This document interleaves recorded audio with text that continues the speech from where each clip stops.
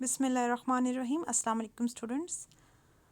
आज हम टॉपिक में हम लोग पढ़ेंगे transistor as an amplifier. Transistor को मुख्तलिफ़ पर्पसेस के लिए यूज़ किया जाता है, बट मोस्ट कॉमनली ट्रांजिस्टर को जिस मकसद के लिए यूज़ किया जाता है वो होता है एम्पलीफिकेशन। यानी कि ट्रांजिस्टर को हम लोग मोस्ट कॉमनली एक एम्पलीफायर के तौर पर यूज़ करते हैं। यानी कि इसको हम कोई भी सिग्नल अगर इनपुट सिग्नल देते हैं तो वो उसको एम्पलीफाई करके उसको इनलार्ज करके हमें आउटपुट के तौर पर दे देता है। अब हम लोग ट्रांजिस्टर को जब एज एम्पलीफायर यूज़ करते हैं तो हम लोग ये वाला सर्किट जो आपको फिगर में शो है, हम लोग इस सर्किट को ड्रॉ करते हैं। इस सर्किट में जो हमारे पास कॉन्फ़िगरेशन यूज़ हुई है उसको हम कहते हैं कॉमन एमिटर कॉन्फ़िगरेशन। इसको कॉमन एमिटर कॉन्फ़िगरेशन इसलिए कहा जाता है कि इसके अंदर ट्रांजिस्टर को इस तरह से अरेंज किया जाता है, इस तरह से लगाया जाता है कि हमारे पास एमिटर का जो टर्मिनल है वो हमारे पास इनपुट लूप में भी मौजूद होता है और आउटपुट लूप में भी मौजूद होता है। अगर आप इस सर्किट को देखें तो आप देख सकते हैं कि हमारे पास एक एंड जहाँ पर हम लोग सिग्नल दे रहे हैं वहाँ वो हमारे पास क्या है, एमिटर बेस्ड जंक्शन है। और जब कि हम लोग आउटपुट टर्मिनल को देख लें जहाँ पर V C E is equals to V naught से इसको शो किया हुआ है, ये हमारे पास आउटपुट एंड है और यहाँ पर भी हमारे पास एमिटर मौजूद है। यानी कि एमिटर कलेक्टर जंक्शन जो है वो हमारे पास क्या है, आउटपुट लूप का हिस्सा है। इस कन्फिग्रेशन को या ट्रांजिस्टर को इस तरह से अटैच करने और इस तरह से अरेंज करने के तरीके को हम कहते हैं कॉमन एमिटर कन्फिग्रेशन। अब हम इस सर्किट में देख लेते हैं कि इस सर्किट में हम लोगों ने किस तरह से ट्रांजिस्टर की बायसिंग की हुई है। सबसे पहले है हमारे पास इनपुट सर्किट। इनपुट सर्किट के अंदर हमारे पास एक बेस मौजूद है और दूसरी चीज़ है एमिटर। बेस एमिटर जंक्शन जो है वो हमारे पास इनपुट लूप में आता है और इसमें हमारे पास चूँकि ये एक एनपीएन ट्रांजिस्टर है, जैसा कि आपको इस एरो में नज़र आ रहा है, और ये एरो चूँकि आउटवर्ड है तो ये शो कर रहा है कि ये हमारे पास एक एनपीएन ट्रांजिस्टर है। यानी कि इसमें इमिटर और कलेक्टर दोनों एन टाइप मटेरियल्स हैं, जबकि बेस जो है वो एक पी टाइप मटेरियल से बनी हुई है। अब सबसे पहले आती है बायसिंग। अब इसमें आप इसकी बायसिंग अगर देखें तो इसमें बायसिंग इस तरह से हुई है कि हमारे पास बेस एमिटर जंक्शन को हमने फॉरवर्ड बायस में लगाना था, तो हम लोगों ने यहाँ पर भी इसी तरह से किया है कि बेस को हम लोगों ने चूँकि पी टाइप मटेरियल था उसको हमने बैटरी के पॉजिटिव एंड से कनेक्ट कर दिया है, और एमिटर चूँकि एन टाइप मटेरियल है तो इसको हम लोगों ने बैटरी के नेगेटिव टर्मिनल से कनेक्ट कर दिया है। और इस तरह से हमारे पास जो है बेस एमिटर जंक्शन जो है वो फॉरवर्ड बायस हो गया है। उसके बाद इन्होंने यहाँ पर जो चीज़ शो की हुई है वो है हमारे पास base current I B current जो है वो फ्लो करता है सर्किट में और फिर वो मूव कर जाता है टुवर्ड्स एमिटर एंड कलेक्टर। अब हमारे पास बेस और कलेक्टर के बीच, बेस और एमिटर के बीच में जो रेजिस्टेंस है वो हमारे पास इस डायोड की जो है वो इंटरनल रेजिस्टेंस है और इसको हम लोगों ने स्मॉल आर आई ई से डिनोट किया हुआ है, यानी कि इंटरनल रेजिस्टेंस ऑफ एमिटर। उसके बाद हमारे पास आ जाता है आउटपुट लूप। आउटपुट लूप में हमारे पास मौजूद हैं कलेक्टर और एमिटर। अब कलेक्टर को हम लोगों ने बेसिकली रिवर्स बायस करना होता है, इसलिए हम लोगों ने यहाँ पर जो बायसिंग के लिए बैटरी लगाई हुई है VCC, इस चूँकि इस कलेक्टर जो एन टाइप मटेरियल है तो इस एन को हम लोगों ने कनेक्ट कर दिया है बैटरी के पॉजिटिव टर्मिनल से, जबकि हमने एमिटर को कनेक्ट कर दिया है बैटरी के नेगेटिव टर्मिनल से। इस तरह से हमारे पास कलेक्टर एमिटर जो है या आउटपुट जो है वो लूप जो है वो हमारे पास रिवर्स बायस में है और इनपुट लूप जो है वो हमारे पास फॉरवर्ड बायस में है। अब इस सर्किट में हमारे पास एम्पलीफिकेशन किस तरह से होती है अब उसको हम देख लेते हैं। तो सबसे पहले हमारे पास आता है करंट IB, यानी कि वो करंट जो पास करेगा इस वक्त बेस में से, और बेस में से जो करंट पास करेगा वो हमारे पास आएगा इनपुट सिग्नल। जब हम इसमें इनपुट अप्लाई करेंगे वो इनपुट सिग्नल जो है वो हमारे पास क्या है, VBE। जब हम VBE out input voltage apply करते हैं तो वो इनपुट जो है वो फ्लो करता है हमारे पास इनपुट लूप में से।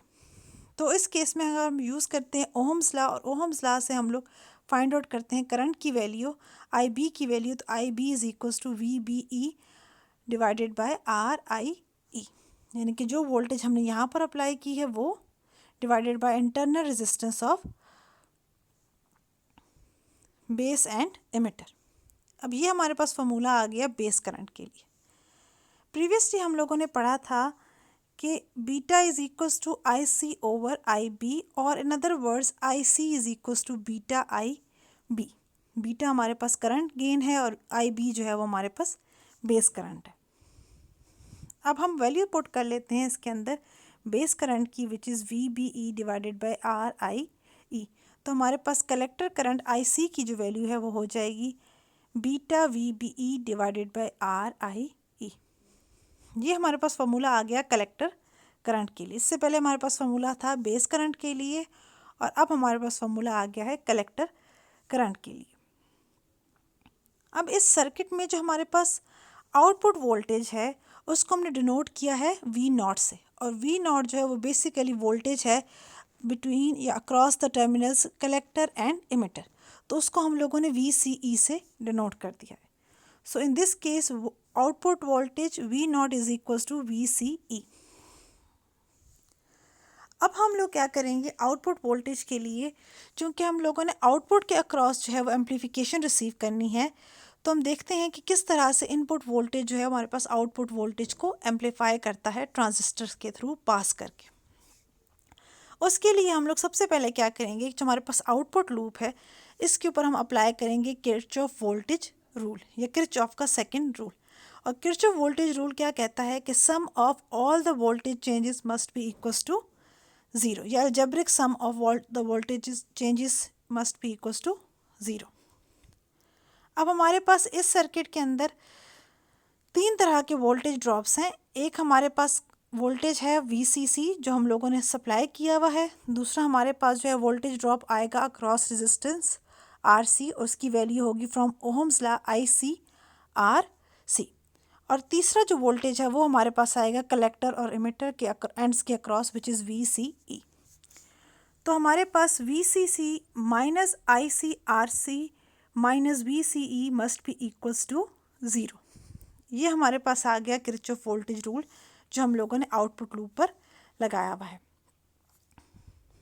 और इसमें से अगर हम लोग आउटपुट वोल्टेज VCE की वैल्यू फाइंड आउट करना चाहते हैं तो VCE will be equals to VCC minus ICRC, यानी कि VCE जो कि आउटपुट वोल्टेज है वो हमारे पास किसके इक्वल आ जाएगी, VCC माइनस ICRC। अब वो कहता है कि अब हम इस इक्वेशन के अंदर जो है IC की वैल्यू पुट कर लेते हैं जो हम लोगों ने प्रीवियसली कैलकुलेट की थी ऊपर वाली इक्वेशन में, और हमारे पास जो VCE है इसको हम रिप्लेस कर देते हैं V नॉट से। तो हमारे पास जो है इक्वेशन जो बन जाएगी आउटपुट वोल्टेज के लिए, V naught is equals to VCC minus IC की वैल्यू क्या है, beta VBE divided by RIE into RC, यानी कि इक्वेशन 1 जो है वो हमें शो करेगी output voltage for this amplifier. अब ये तो हमारे पास आउटपुट वोल्टेज है जब इनिशियली किसी भी किस्म का हम लोगों ने इनपुट नहीं दिया, लेकिन जैसे ही हम इसको एक इनपुट सिग्नल सप्लाई करेंगे, जैसे ही हम यहाँ पर एक इनपुट सिग्नल देंगे तो हमारे पास क्या होगा, सबसे पहले जो हमारे पास इनपुट टर्मिनल है जो कि हमारे पास बेस इमिटर पॉइंट है, वहाँ पर हम लोगों ने इनपुट देनी है। तो उस पॉइंट पे जो इनपुट वोल्टेज है वो VBE से चेंज होके VBE plus delta V input, delta V इन जो है वो हमारे पास उस इनपुट सिग्नल को शो कर रहा है जिसको हम लोगों ने एम्पलीफाई करना है, या सॉरी जिसको एम्पलीफायर ने एम्पलीफाई करना है। अब हमारे पास जो डेल्टा V इन है ये हमें शो कर रहा है इनपुट सिग्नल। अब जैसे ही हम इनपुट अप्लाई करेंगे, चूँकि एम्पलीफायर ने एम्पलीफिकेशन करनी है, तो हमारे पास जो कलेक्टर करंट है उसकी वैल्यू में भी इंक्रीज़ आ जाएगा, उसकी वैल्यू भी चेंज कर जाएगी। इसी तरह से बेस करंट की वैल्यू भी चेंज होगी और आउटपुट वोल्टेज भी चेंज हो जाएगा। सो इनपुट वोल्टेज जो है वो VBE से चेंज हो जाएगा into VBE plus delta V input. इसी तरह से IC जो है वो इंक्रीज़ कर जाएगा by an amount delta IC। So current हमारे पास आ जाएगा आउटपुट पे IC plus delta IC। Similarly input current जो है पहले IB था, लेकिन जैसे ही हम लोगों ने इनपुट सिग्नल दिया है उसमें भी इंक्रीज़ आ गया है, और इनपुट करंट जो है IB will be equals to IB plus delta IB। जब सब क्वांटिटीज़ इंक्रीज कर रही हैं, करंट इनपुट करंट इंक्रीज हुआ है, तो as a result of that हमारे पास आउटपुट वोल्टेज भी इंक्रीज कर जाएगी, यानी कि output voltage will change from V naught to V naught plus delta V naught. जो डेल्टा वी नॉट है वो इंक्रीज इन आउटपुट वोल्टेज को शो कर रहा है। अब जो हमारे पास इक्वेशन 1 है, अब हम ज़रा उसमें तमाम तर जो वैल्यूज़ हैं जो इनपुट सिग्नल के अप्लाई करने के बाद हमारे पास आई हैं, उन सबको हम सब्स्टिट्यूट कर लेते हैं, यानी कि वी नॉट की जगह पे हम पुट कर लेते हैं V naught plus delta V naught. Similarly हमारे पास वी बी ई की जगह पे हम पुट कर लेते हैं V B E plus delta V input, और इसी तरह से हमारे पास बाकी तमाम तर वैल्यूज़ जो है वो एज इट इज़ वहाँ पर हमारे पास मौजूद रहेंगी, और हमारे पास आ जाएगी इक्वेशन 2। अब ये इक्वेशन 2 हमारे पास आउटपुट वोल्टेज को शो कर रही है जब हम लोगों ने कुछ सिग्नल सप्लाई किया था, जबकि इक्वेशन 1 जो है वो आउटपुट वोल्टेज तब शो कर रही थी जब किसी भी किस्म का इनपुट सिग्नल जो है हम लोगों ने इसको नहीं दिया था, यानी कि हमारे पास आउटपुट तब आ रही थी जब हम लोगों ने बायसिंग वोल्टेज को लगाया हुआ था। लेकिन जैसे ही हम लोगों ने इसमें इनपुट सिग्नल दिया है, तो तब हमारे पास जो आउटपुट वोल्टेज के लिए जो फार्मूला बना है वो हमारे पास इक्वेशन 2 से शो हो रहा है। Now subtracting equation 1 from equation 2। अब हम सब्ट्रैक्ट कर लेते हैं इक्वेशन 1 को इक्वेशन 2 में से, तो इसमें से हमारे पास as a result of that जो हमारे पास इक्वेशन आएगी वो आएगी delta V naught is equals to minus beta delta V input R C divided by R I E, where delta V naught जो है शो कर रहा है इंक्रीज इन आउटपुट वोल्टेज। अब हमारे पास ये आ गई इक्वेशन फॉर द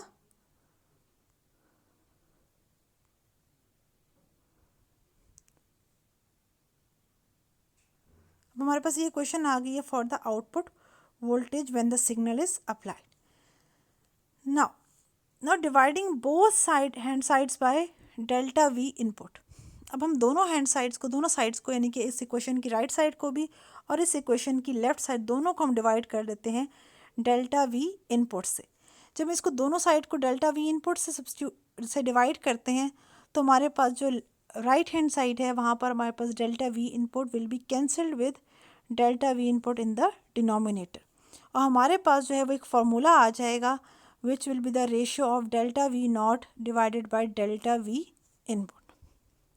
और ये जो हमारे पास रेशियो आया है ये कहलाता है वोल्टेज गेन ऑफ एम्पलीफायर, यानी कि जब भी हम लोग किसी भी एम्पलीफायर के अंदर एम्पलीफायर को हम लोग को भी सिग्नल देते हैं, तो उसके हमारे पास जो आउटपुट है वो एम्पलीफाई हो जाती है, उसमें गेन आता है, उसमें इंक्रीज़ आता है। तो वो जो गेन उसमें आएगा वो हमारे पास कहलाएगा वोल्टेज गेन, और उस वोल्टेज गेन को हम कैपिटल ए से डिनोट करते हैं। And for are transistor the voltage gain is equals to minus beta R C divided by are I E. Are I ई जो है वो हमारे पास एमिटर बेस की इंटरनल रेजिस्टेंस है, बीटा हमारे पास करंट गेन है, और आर सी जो है वो हमारे पास शो कर रहा है रेजिस्टेंस जो हम लोगों ने कलेक्टर के अक्रॉस लगाई थी।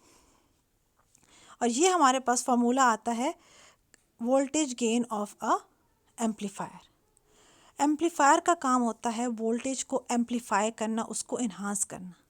हम अगर स्मॉल वोल्टेज को सिग्नल को हम इनपुट के तौर पे अप्लाई करते हैं अक्रॉस एम्पलीफायर, तो एम्पलीफायर क्या करता है, उसको इनलार्ज करके उसको इंक्रीज़ करके हमें आउटपुट के तौर पर दे देता है। यानी कि हमारे पास जितने भी मोबाइल सेट्स हैं या रेडियोस हैं, उनमें क्या होता है कि हमारे पास जो एक्सटर्नली वोल्टेजेस जो होते हैं, सिग्नल्स जो होते हैं, वो बहुत ही वीक होते हैं, और वो वीक सिग्नल्स हमें आमतौर पे सुनाई नहीं देते। इसलिए हमारे पास तमाम तर जो सेट्स होते हैं उनके अंदर एम्पलीफायर सर्किट्स बने होते हैं। वो इन वीक जो साउंड्स के या वॉइस या ऑडियो जो भी सिग्नल्स होते हैं, इनको वीक सिग्नल्स को रिसीव करते हैं और उनमें मौजूद एम्पलीफायर्स इनको इन्हांस करके हमारे लिए ऑडिबल रेंज में ले आते हैं। अब हमारे पास जो एम्पलीफायर है, एम्पलीफायर ना सिर्फ जो है वोल्टेज को इन्हांस करता है, इसको इंक्रीज़ करता है, बल्कि उसके अंदर एक फेज़ शिफ्ट भी ले आता है, यानी कि जो हमारे पास वेव बन रही है उसको बिल्कुल ऑपोजिट कर देता है, यानी कि 180 डिग्री का फेज़ शिफ्ट आता है। जैसे कि आप इस डायग्राम में देख सकते हैं कि यहाँ पर हम लोगों ने इनपुट में एक बहुत ही फीबल सा बहुत ही वीक सा सिग्नल लिया है, इनपुट सिग्नल। ये जो वेव है ये इनपुट सिग्नल को शो कर रही है। और आप आउटपुट में देख सकते हैं कि इसके कंपैरिजन में एक बहुत ही इनलार्ज्ड हमारे पास आउटपुट आई है, लेकिन ये आउटपुट जो है वो बिल्कुल ऑपोजिट है टू द इनपुट। यानी इनपुट में जो हमारे पास क्रस्ट थी, आउटपुट में वो ट्रफ बन गई है, और जो ट्रफ थी वो हमारे पास क्रस्ट बन गई है। यानी कि हमारे पास ट्रांजिस्टर जब एम्पलीफाई करता है, जब हम उसको as a common emitter amplifier use करते हैं, तो ना सिर्फ वो एम्पलीफाई करता है वोल्टेज को, बल्कि उसके अंदर 180 डिग्री का फेस शिफ्ट भी ले आता है। So that was all for today's lecture. Thank you and अल्लाह हाफिज़।